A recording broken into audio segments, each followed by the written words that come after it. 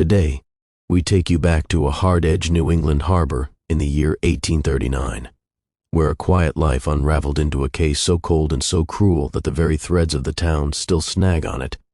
A young woman was found posed on the church steps before sunrise, her sewing kit neatly closed beside her, and her eyes sealed shut with the same black thread she used to mend other people's lives. You're watching True Crime Files. If you love real unsolved mysteries and dark stories from history, make sure to subscribe so you never miss what's coming next. Elina Carty was born in 1819 in Haverhill, Massachusetts. She learned figures from a father who kept barrels true and round as a cooper, and she learned steady hands from a mother who made a needle sing. Work moved the family along the coast, and by 1836 Elina had settled on her own in a small Maine port town where ships came in heavy and left light, where money changed hands quickly, and where mending never ran out. She was not loud, not proud, not the sort to invite trouble. She kept to the seam in the ledger. She saved small coins in a jar and wore a locket with a lock of her mother's hair. She preferred honest work and kept records so neat that merchants trusted her with cuffs embroidered, waistcoats altered, and household linens repaired without fuss. By autumn of 1838, the town knew her as the seamstress who finished what she started. She rented a back room above a chandler's shop where bayberry and tallow candles were poured in small tin molds. Her window faced the meeting-house yard. She would set her thimble to the sill in the late afternoon and sew until shapes in the yard went from clear to shadow. She took work from shipmasters with frayed coats and from their wives with neglected hems. She remembered who paid on time and who promised to, and she recorded every promise. In January of 1839, a sloop named Aurora arrived with a cargo declared as bar iron and sundries. The customs man frowned at the manifest but stamped it anyway, because the deacon who owned Aurora also owned half the docks and a third of the pews.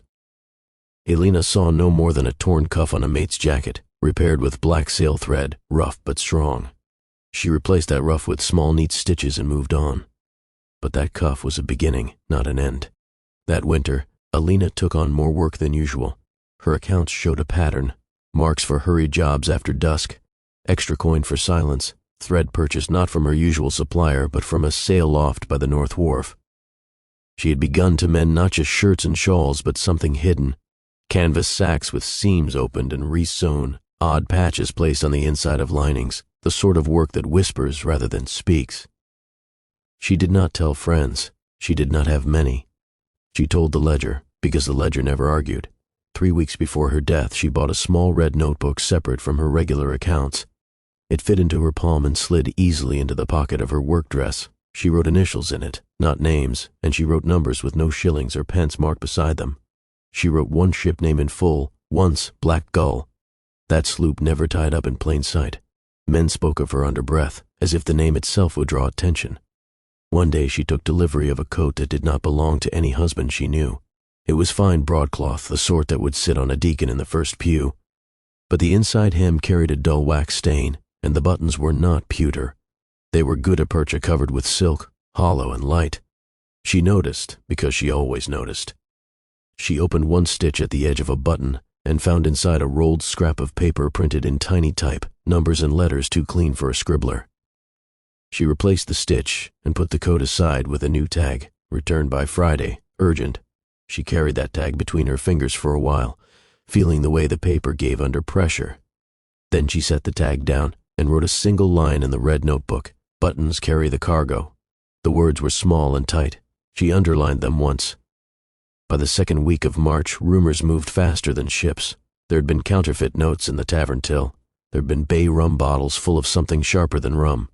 A patrolman found a candle crate with false bottoms. A schoolboy discovered a pewter button in the lane with thin edges and a smell of ink. The harbor police were too few and too friendly with the men who paid their wages. People said the trouble came from away, on the tide, but trouble usually has a local hand. Elina kept working. She turned garments inside out and hummed while she worked on seams no one would see. She bought a stronger thread from the sail loft, the kind used to close a gaff or hold a reef point. The loft smell, salt hemp, tar, old rain caught in canvas, clung to her sleeves after those errands. She added more initials and numbers in the red notebook. She wrote EB twice. She wrote SB once and underlined it. She was careful even with her own secrets. The chandler beneath her room told his wife that Elina was mending on credit for a man who never looked her in the eye. The wife repeated it to a neighbor over a shared pail of water. The neighbor repeated it over bread. By the time the story reached the deacon's drawing room, it had become a romance, then a scandal, then a warning. People prefer scandal to arithmetic. Arithmetic tells the truth too plainly. On March 18, 1839, a fire flared briefly on the North Wharf and then went out as if doused by an invisible hand. The watchman, Matthias Crow, wrote in his book that he heard footsteps in a cart, then nothing. He kept that book like men keep prayer books, close and only half read. He did not write names. He wrote a letter and a length of rope in place of names. He had a code only he could read. The next morning, Elina delivered a shawl to a widow whose fingers shook on the coins. She carried the coins in her palm the way one carries a secret. That evening she finished altering a frock coat with the hollow buttons and placed it carefully in a brown paper wrap. She wrote the owner's name on the tag. Brine, not Bennett, not Brown, Brine. She stared at the letters for a long time, then tucked the wrapped coat high on a shelf rather than set it by the door. She took the red notebook and put it into the lining of her own dress, under a seam she alone could open, because she had sewn it in herself. She had a meeting that night. She told no one, but her careful habits revealed it. She cleaned her thimble and put a fresh needle through felt. She counted the money in her jar and left it. She slipped the locket into the pocket of her shawl instead of wearing it, as if she did not want it visible. She walked down the stair past rows of cooling candles and out into the lane where the evening had the smell of low tide and faint smoke. She crossed the yard by the meeting house. The ground there was kept tidy by women who valued tidy things. She stood on the steps as if waiting for someone to come up out of the dark, rather than down from the light behind the doors.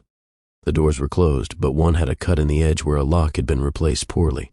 Someone else liked to go in by a side way. She was seen, because in small towns people see you even when they pretend not to. The apothecary's boy, sent out late to rattle shutters, noticed the red trim on her shawl. He knew the color because his mother had made a similar trim from one of Elina's patterns. He saw her stand straight and then turn her head as if attending to a sound he could not hear. He passed on and did not look back, because his master told him not to get tangled in other people's business. He would remember that choice and rub it like a sore. In the morning the pastor came early to open the church. He found her arranged on the steps, her hands folded at her waist, her face gentle and still. Someone had told a story with a body, the story of a woman prepared for rest and displayed for notice. There was nothing messy left in sight, only the thread across her eyelids, crossing and crossing again with a sailor's assurance. Her sewing kit sat closed beside her, every tool accounted for except the smallest pair of snips. The coroner summoned a jury of view. Men stood in coats too thin for the cold and declared themselves sober and equal to the task. They looked at the thread, and at her throat, and at her wrist where a patch of skin had the faint wax sheen of a candle touched there. They said words like asphyxiation and narcotic as if they were pulling them like teeth. The apothecary swore he kept laudanum behind the counter. He did not say how often that counter bent for favored hands. Elina did not bruise easily. There were small marks high on her arms, thumb-shaped, and there was a shallow scratch where her locket chain had broken. The locket itself was gone. Her dress was tidy because someone had made it tidy. Under the seam she had sewn into her lining, the red notebook was not there. The seam had been opened and closed by a hand less careful than hers, with a left hand pulled that favored the knot backwards. Sail lofts taught such habits, and men who tied reefs in foul weather did not always reverse their habits in fair. The jury noted the black thread. It did not match the spool in her kit. The kit contained thread from the chandler's wife, slightly waxed, smelling of bayberry, and a narrower thread bought at Martin's Dry Goods. The thread on her eyelids was thicker, tarred, and slightly gritty with salt. It came from canvas work. It came from the sail loft, or from someone who bought from it. The deacon came with a face made for sorrow. He offered coin for burial and spoke of example and sin, and the need to guard young women from the world. He asked, gently and publicly, whether she had kept good company. He did not ask whether his own coat lay on a shelf in her room. He sent a man for it later, when the chandler was busy and the door could be opened without questions. The brown paper wrap had been cut and the coat gone before the man arrived. The chandler lifted his hands and said he knew nothing of it, which was true. His wife said the same, which was almost true. Matthias Crow, the watchman, wrote a new mark in his book for that night, a circle around the letter B, and a line drawn to a small cross near the page edge. He knew his own code well enough to understand that he had heard a carriage on the lane, 2 wheels and a hobnail step down, and then a candle snuffed without smoke. Someone had practiced this once before, when the fire on the North Wharf flared and died. He took his book to the constable, who thanked him with a nod that said not to bring the book again. Elina's room above the chandler's shop told the story she could no longer tell. There were garments pinned in progress, each pinned with care. There were small neat bundles labeled with names and dates. There was a single folded square of muslin on her work table with 4 straight pins set in a shape like a compass rose. The pins were not idle. They were a map. Each pin's head had been touched with a candle and dipped in soot, leaving faint stains on the muslin at 4 points: the Aurora's berth, the north loft, the deacon's counting house, and the meeting house yard. She had made a diagram. She had mapped her town the way a patient maps symptoms. In the ashes of the chandler's fireplace lay a curl of char, too stiff for paper and too light for wood. It was a page that had been oiled, the sort of page a printer prepares to make a proof more durable. The chandler sifted it with a poker and found letters reversed, fine as needle marks, E and B together. He did not deliver the scrap to the coroner because men who live long in small towns learn which scraps cut and which heal. A printer in a shed behind the tavern drank more than he charged for broadsides. He had lost work to a new hand who did small jobs for cash at night. The new hand had type that did not quite match the town's. It was newer and cleaner, and the letters sat in their cases as if they had never been sorted by a man with inky fingers. That type made small strips that fit neatly in light buttons. The new hand was not a stranger. He was a clerk who kept accounts for the deacon and who had debts that nipped at his heels. His name never made it into the official inquest, but his habits did. The inquest called in the apothecary. He admitted that laudanum had gone missing twice in recent months. He blamed inventory confusion. He offered a list of names who might have bought it properly: a widow for sleep, a fisherman for pain. He did not list the deacon's wife, who kept a small vial against nerves and traded in quiet remedies with other women wealthy enough to faint. He did not list the clerk, who came late and left by the back. Laudanum would quiet a body. It would also make it easier to tell a story with that body. The marks on Elina's arms suggested restraint. The lack of struggle suggested something stronger than restraint. The thread suggested a hand that wanted to finish with symbols. The symbols pointed at one profession, which in turn pointed at one loft, which in turn pointed at a chain of men whose names were spoken softly even by men who feared no one. The deacon's coat came back into view in an unlikely way. A peddler who bought rags and bones and scrap tin from back doors found a fine broadcloth coat in a ditch beyond the watchman's beat. It had been torn at the hem and stripped of buttons. The peddler sold the cloth by weight and drank on the proceeds, but he kept the buttons because they were curious. He cut one open with a penknife and spilled numbers and letters into his palm. He did not take his palm to the constable. He took it to the tavern to make a story better, because stories buy drinks. The printer at the back table went cold when he saw the tiny cuttings of print. He gathered them up and said nothing while saying everything with his face. The constable finally spoke to the deacon. They did it behind a door. The constable went in thin and came out thinner. The deacon stood up in church the following Sunday and offered a sermon of his own, without invitation, about the dangers of rumor and the need for unity. People measured his tone against the weight of his purse and made their own conversions. Elina was buried with the women of the church doing what women do when men fail, choosing cloth, tying ribbons, setting a table where grief could sit. The pastor spoke of threads of life and the tapestry of a community and all the words people expect to hear to soften what cannot be softened. The black thread ran through every mind, not just through her eyes. It made people blink more often and lower their voices when they said her name. After the burial, the watchman sat by his lamp and opened his book again. He had made marks that matched the muslin Elina had pinned. He followed the marks with his finger and found that the meeting house yard sat in line with the counting house and the loft when drawn on a small map. He realized something simple. The yard was not chosen because it was holy. It was chosen because it was convenient to pass between places without being seen. He went to the constable again. The constable told him to put away his book. The watchman did not. He kept watch a different way. A month later, a fisherman pulled up a crate from where rotted pilings hid small sins. The crate had once held candles. It now held typed cases, the kind that printers use. The fisherman was an honest man with a cautious heart. He took the crate to the printer who had lost work.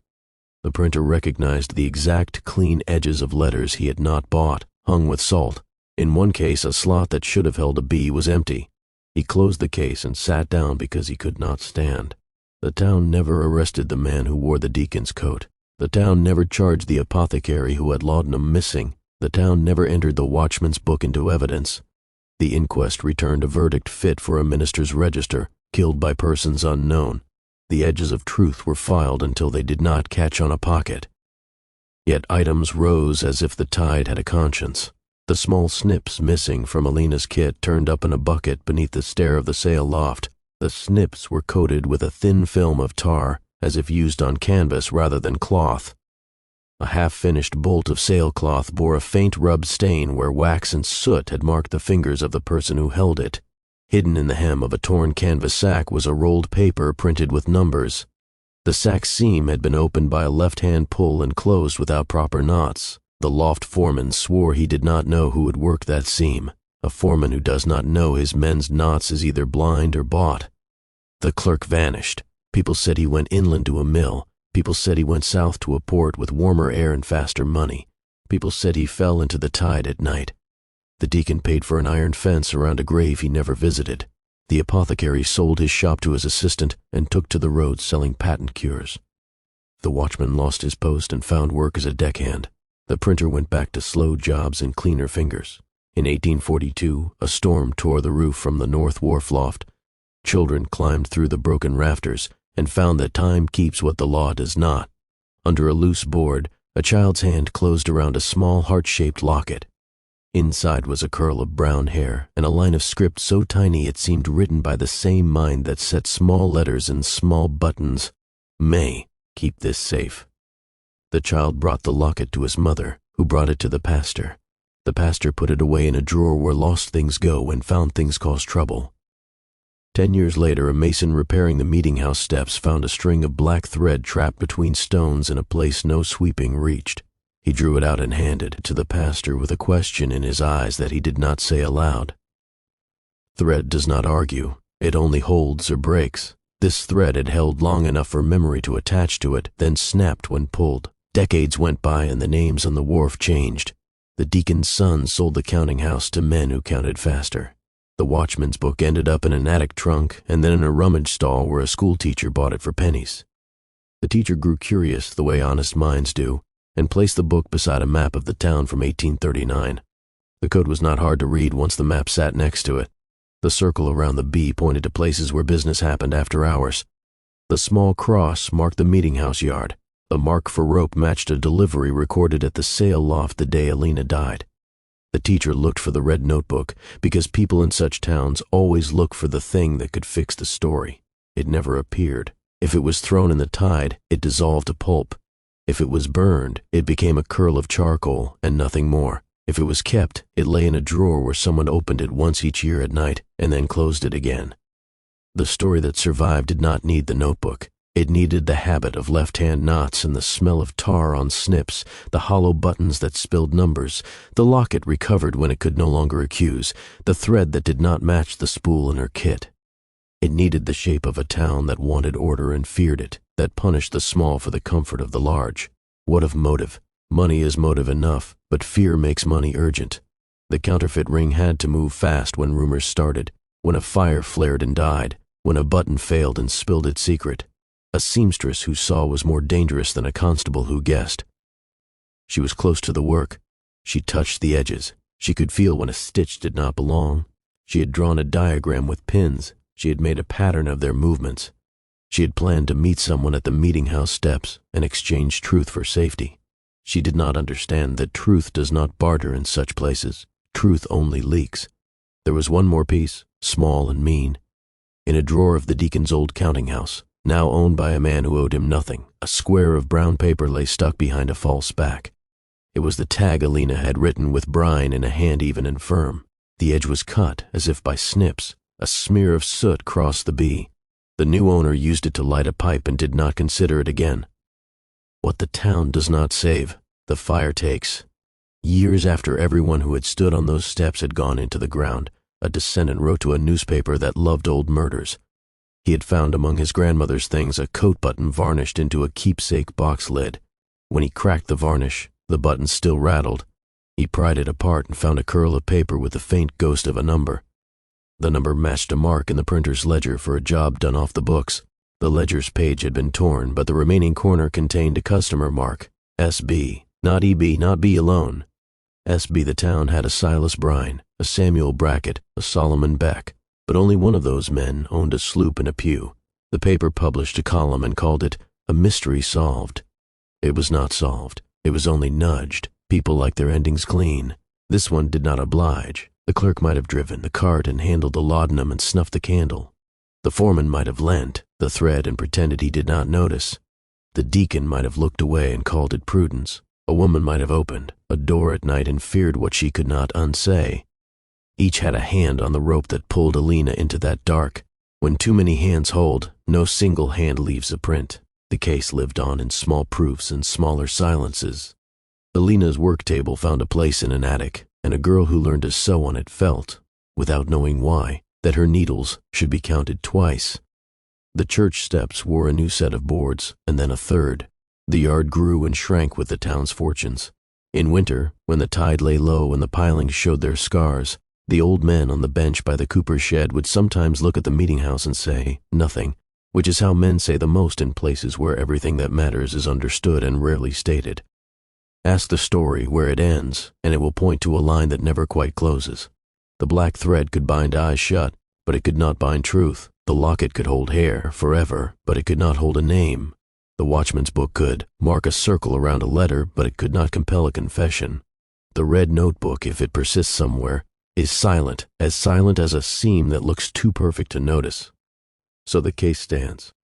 A seamstress born honest in 1819 and killed careful in 1839. A town that sewed its own eyes against what it did not want to see. A set of hands that finished their work with symbols instead of courage. A ledger of small signs. Tarred thread, hollow buttons, laudanum, a tug that came and went by lanes better known to those who count by whispers than to those who add aloud. If you lay those signs out on the table the way Elina laid pins on muslin, the pattern points to a tidy center where power and profit meet. Yet patterns are not verdicts. They are only invitations. Someone knew exactly what she knew, met her at the steps, and carried a needle meant for canvas to do a job it never should have done. She might have bargained. She might have begged. She might have stood straight and asked for the truth to remain itself. We cannot know. We can only trace the thread as far as it holds and feel where it breaks. And when it breaks, a question comes free and refuses to be put away. Was the man who tied that final knot the one who wore the deacon's coat, the one who printed the counterfeit strips, or the one who held the town's purse strings? Or, more unsettling, did each play his part and then step aside, content to let the knot speak for them all? The town still calls it a mystery, as if that word forgives it. But a mystery is not forgiveness. It is only a door left ajar. On some nights, when fog rolls in over the harbor and the bell rope thrums as if a ship tied up unseen, that door seems to open and the old steps appear in memory, clean and cold, and a careful woman waits with her locket in her pocket and her ledger under a seam, ready to trade her knowledge for safety. The bargain never happens. The thread runs, and then everything becomes very quiet.